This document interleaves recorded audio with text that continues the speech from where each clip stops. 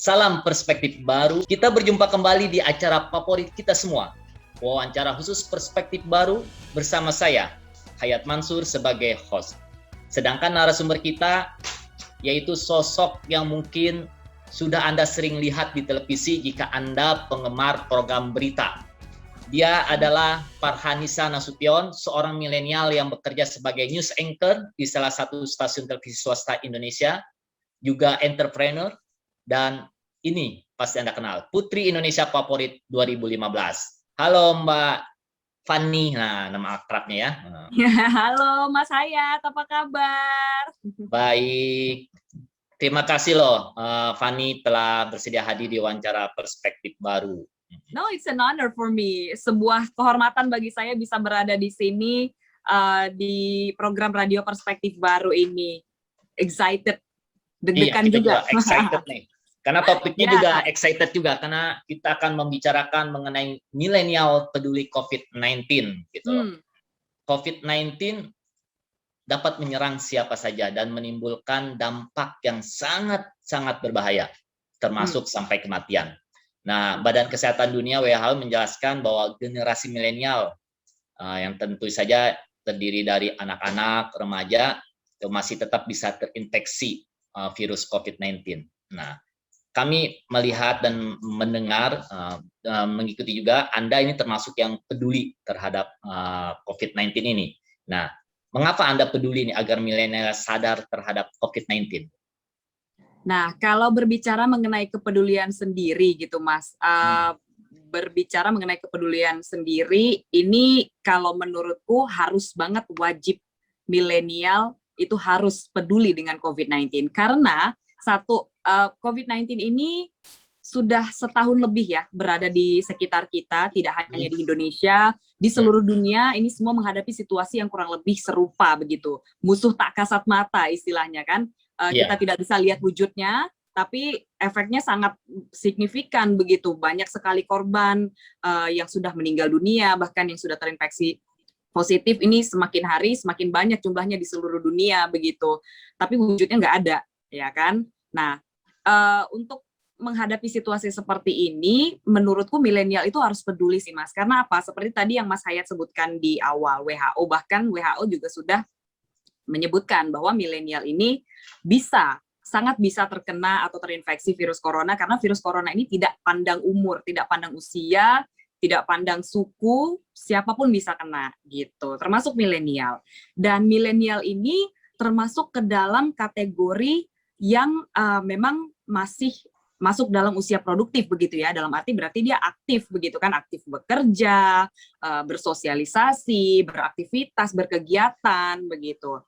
Ini justru meningkatkan resiko terpapar begitu Mas, karena dengan di rumah aja kita juga mungkin pernah mendengar cerita begitu ya dari lingkungan terdekat kita, loh di rumah aja kok bisa kena gitu, loh nggak kemana-mana kok bisa positif COVID-19. Nah apalagi yang aktif begitu seperti milenial yang memang di usia kerja banyak bekerja di perkantoran mungkin atau freelance gitu.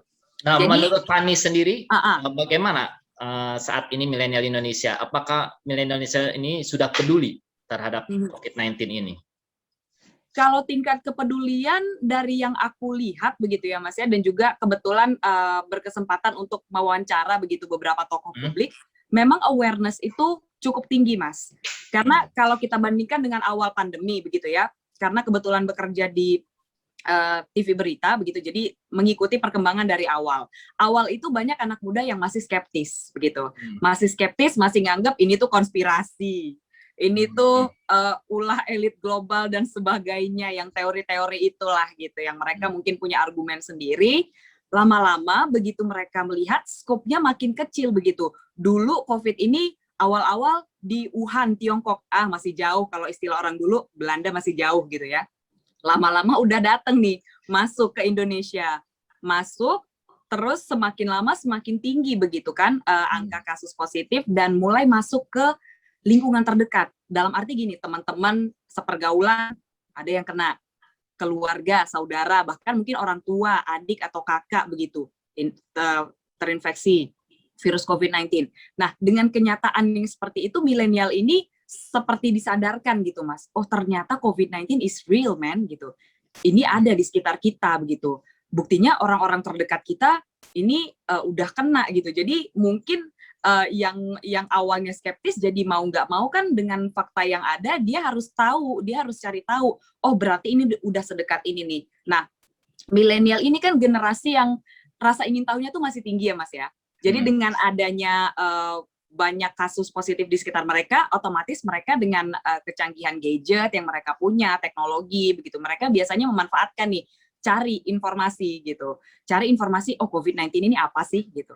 Milenial ini perlu peduli dan perlu tahu mengenai COVID-19 ini.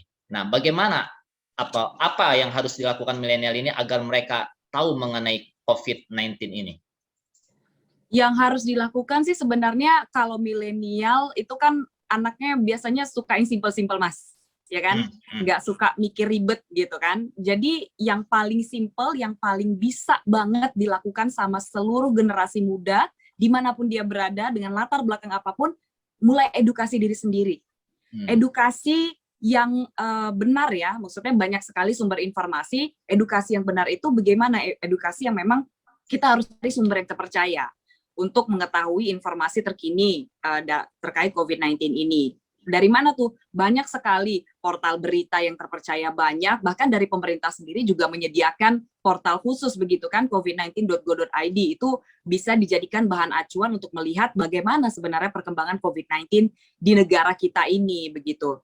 Nah, kalau aku pribadi begitu, cukup sering Mas akses website covid19.go.id dan juga kalau untuk wilayah Jakarta sendiri kan ada corona.jakarta.go.id ya, yang memang isinya itu di update terus-menerus begitu. Jadi data per hari kasus berapa gitu. Karena kan ada yang banyak yang nanya nih, kalau aku sendiri di media sosial begitu kan, karena memang aku set profilnya untuk terbuka, bisa diakses oleh siapa saja yang search gitu atau yang mencari namaku. Banyak sekali menerima pertanyaan, Kak hari ini kasus COVID berapa? Itu masih banyak Mas sampai saat ini. Jadi bisa dilihat di sana begitu dengan data yang lebih rinci lagi ya terkait daerah-daerah mana saja yang zona merah, zona oranye, zona hijau begitu. Itu bisa banget kelihatan. Nah, edukasi seperti inilah yang memang menurutku penting sekali untuk bisa dilakukan oleh generasi milenial. Karena generasi milenial ini kan ibaratnya dalam keluarga itu jadi tempat bertanya, Mas. Orang tua itu biasa nanya, Kak, atau Dek, ini Mama dapat info dari WhatsApp grup ini misalnya. Kan sering tuh begitu ya Mas, banyak sekali informasi dari manapun gitu zaman sekarang. Biasanya generasi milenial ini dianggap lebih bisa memberikan informasi yang terpercaya gitu. Jadi orang-orang tua itu banyak justru yang nanya sama anak-anaknya misalnya kan.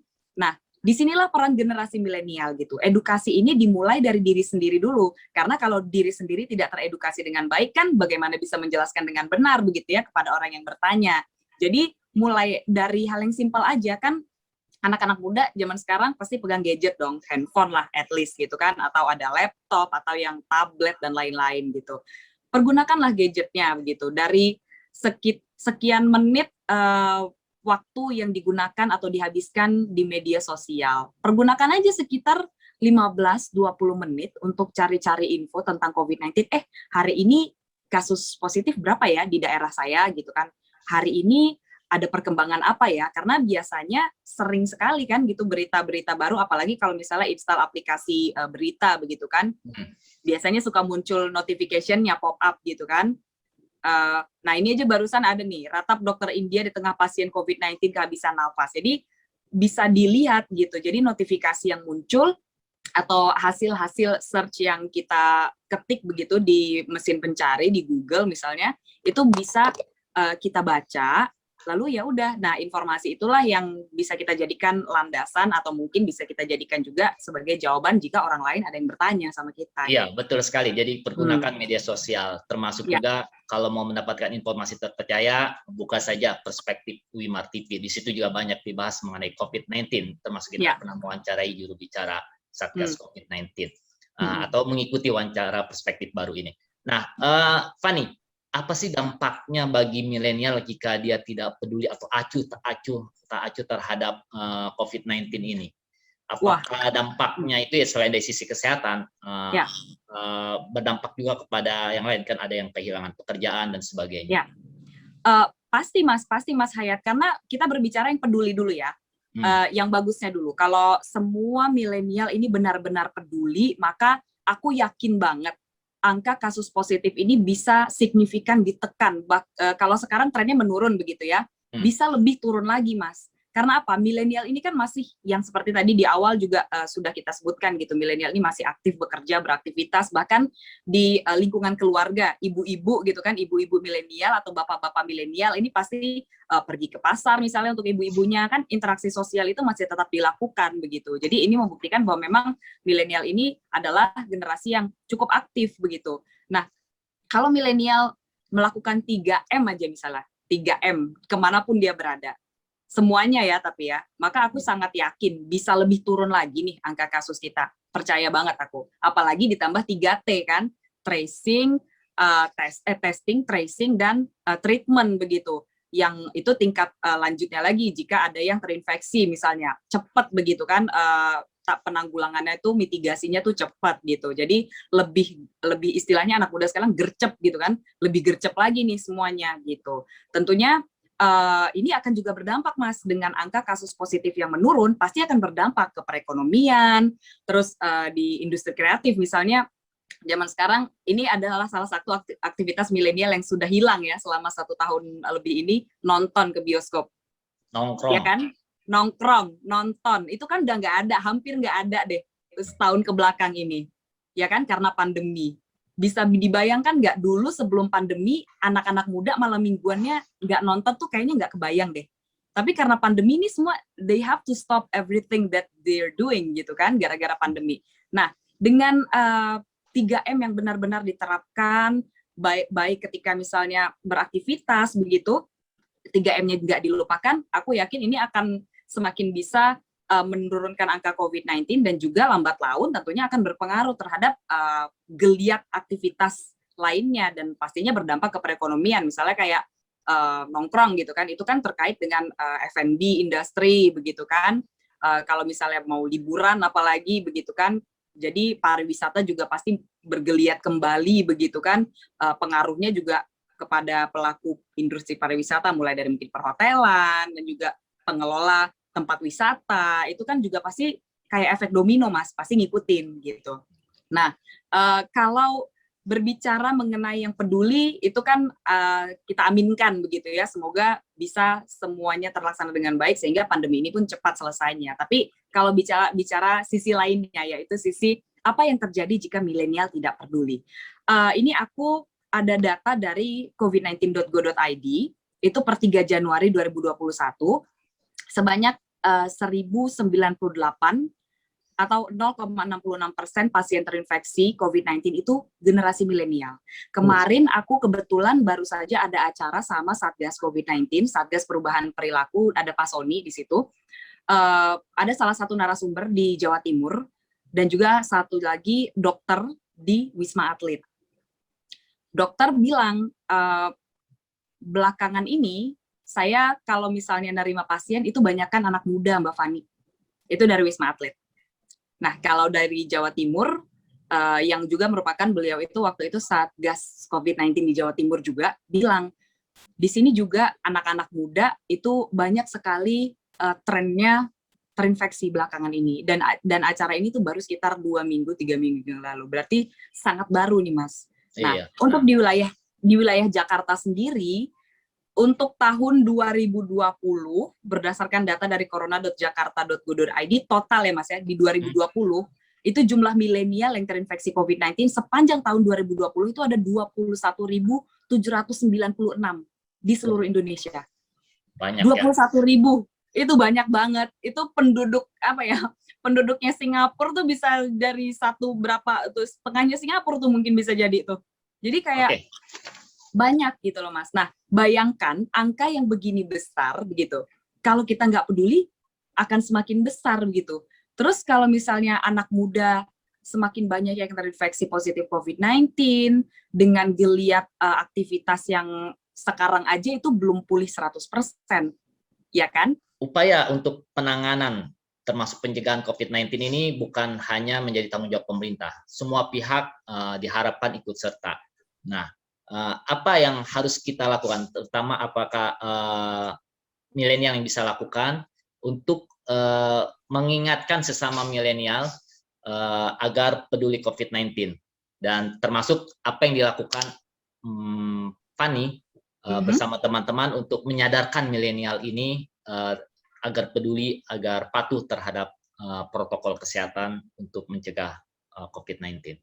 Ya, tentunya kembali lagi edukasi itu penting sekali sih. Jadi jangan anggap remeh. Mungkin orang bilang edukasi itu hanya sekedar formalitas, tapi edukasi itu sangat berpengaruh. Terjadi di Jawa Timur, itu study case, ada sekelompok anak muda gitu ya, aku kasih contoh ya Mas ya, sekelompok anak muda yang berinisiatif begitu di lingkungan pegawai negeri sipil di kantor wali kota di Jawa Timur. Itu mereka sesimpel ini Mas, bikin stiker. Kalau misalnya sering di jalan di mall, Mas mungkin sering lihat stiker yang kayak tapak kaki gitu, yang disusun mengarah ke satu titik. Ya, betul. Nah, jadi mereka buat itu, stiker itu ditempelkan untuk mengarahkan dari pintu masuk ke tempat cuci tangan atau wastafel terdekat. Dan di wastafel itu ditempelkan, ayo seperti biasa himbauan begitu kan, ayo jangan lupa cuci tangan 3M, mencuci tangan, memakai masker, menjaga jarak gitu kan. Nah, lalu ditaruh kamera tersembunyi begitu untuk melihat seberapa besar atau seberapa signifikan pengaruhnya. Ada peningkatan jadi selama 1 bulan stiker itu ditaruh di pintu masuk, jika dibandingkan dengan sebelumnya, ada peningkatan sebesar 25% orang yang datang cuci tangan. Nah, itu kan termasuk bagian edukasi yang memang sebenarnya sangat simpel gitu, sangat simpel nempelin stiker gitu. Nah, inilah yang kemudian menyadarkanku bahwa edukasi ini sangat penting. Bisa kita mulai dari media sosial, satu. Nggak perlu harus jadi influencer yang followersnya banyak banget untuk bisa membuat orang mengerti kok tentang situasi di luar sana seperti apa, dan juga mengedukasi orang-orang, nggak perlu. Yang jelas kuncinya sih sebenarnya gini, mulai dari diri sendiri dulu. Nah, kalau kita sudah mulai menerapkan, orang lain akan tergerak untuk melihat, dan people follows examples kan, bukan kata-kata gitu. Orang kalau ngelihat sesuatu atau seseorang yang sudah melakukan satu tindakan akan cenderung diikutin gitu. Nah, ini yang kemudian akan jadi efek domino yang diharapkan menjadi lebih luas lagi gitu. Nah, kalau sudah satu mulai, yang lain tuh biasanya ngikut. Kalau anak muda apalagi kan, misalnya nongkrong gitu, pakai masker semua, ya kan, tiba-tiba ada satu yang copot. Ini kejadian misalnya, kalau misalnya ada satu yang copot, tapi kalau teman-teman yang lain nggak copot masker, itu kayaknya yang copot masker juga langsung pakai lagi, karena tersadarkan gitu, dia nggak copot masker, ya udah gue nggak usah deh, gue pakai juga. Bukan berarti nggak bisa cerita-cerita kan, bisa tetap dengan jaga jarak, berada di satu tempat, tapi maskernya tetap dipakai dan jaraknya juga diperhatikan, bisa ngobrol gitu kan. Seperti misalnya kalau kita nongkrong di tempat makan yang kapasitasnya dibatasi gitu kan, misalnya satu meja yang tadinya 4 jadi 2, ya kan. Kalau misalnya lagi nggak makan, mau ngobrol-ngobrol, ya maskernya tetap dipakai, jangan dibuka gitu. Nah, itu betul sekali. Biasanya melihat. Sekali Pani. Nah, jadi memang harus dari diri sendiri. Nah, Ya. setelah diri sendiri paham, dan saya yakin Pani udah paham mengenai COVID dan upaya pencegahannya. Nah, kita perlu melakukan edukasi. Nah, apa yang Pani dan rekan-rekan lakukan untuk mengedukasi sesama teman kita nih yang milenial? Ya, karena aku juga selain aktif bekerja dan berkegiatan, aku tergabung di sebuah NGO yang bareng-bareng sama temanku kita bikin gitu, namanya Indonesia Next Leader. Nah, kita melakukan edukasi dari sana, Mas, begitu. Dengan cara tidak hanya membuat sesi-sesi, yang pasti itu sudah pasti kita buat begitu kan, sesi edukasi, kita menghadirkan pembicara-pembicara yang mumpuni yang di bidangnya begitu. Tetapi juga dari pelaksanaannya sendiri kita memberikan contoh gitu.